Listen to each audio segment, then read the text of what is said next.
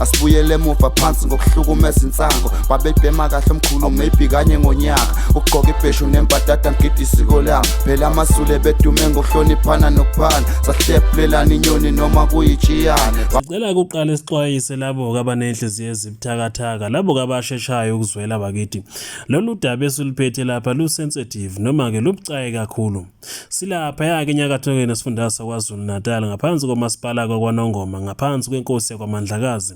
inkosi ke uBentinda kaPhumanyova. Ilapho ke sikhona sikulandela kudaba oluthi uboshiwe kowesilisa otholweke nezicubuko ezomunye kowesilisa kwabulawa ngonyaka ka2023. Lona kowesilisa watholwa ke shonile bulewe wacuya ke izithoke zakhe zangasese kwangaziwa ukuthi ke nembala ke kwenzakalani.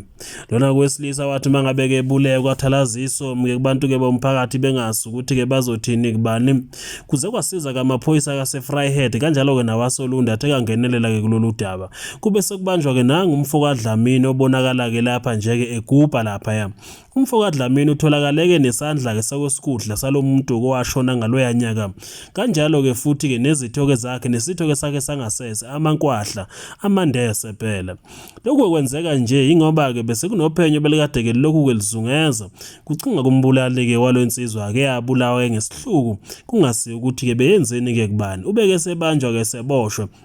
Wabeke sechaza ukuthi ke nembala lo muntu ke uyena wamnquma ke izithoke zakhe ke ngangazangasese wazithatha ke wazigqiba amaphoyisa akabeke semlandela semtshela ukuthi ke masihambe siyobheka lapho ukuthi kuzigqibe khona nokuthi ngabe ke sisazokuthola yini babeke sebemtholela ke izinto ke zokumba ongamapiki nefosholo ukuze ke zokwazi ke ukumba nembala ke lensizi bengakakhohlwa yaya kunqenqemeni ke lomfula ngaphakathi emfuleni lapho ke theke yaya khona enhlabathini noma ke ehlabathini yafike kuyagubha khona yazikhipha ke ziphila izicuke noma ke icucuke zalona kowesilisa ongakaboli nakubole emathuneni njengoba ke sikhuluma nomndeni futhi ungakapholi ke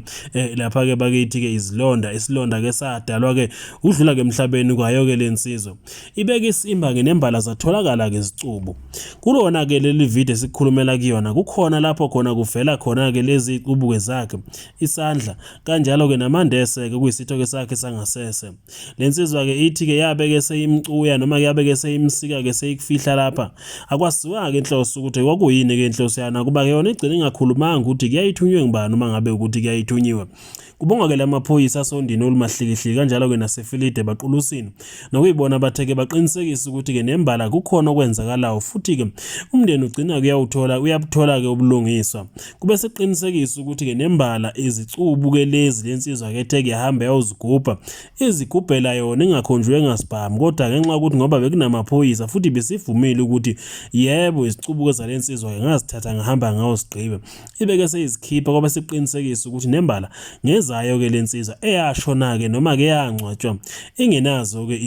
izicucuke zayo ke zomsimba. Namhlanje ke na ivideo lapho khona lensizwa ke izigubhela phambi kwamalunga komphakathi kanjalo ke namalunga eSAPS.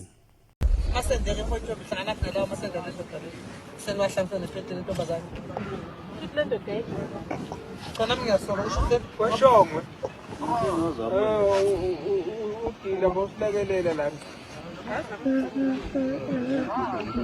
ubani ustand by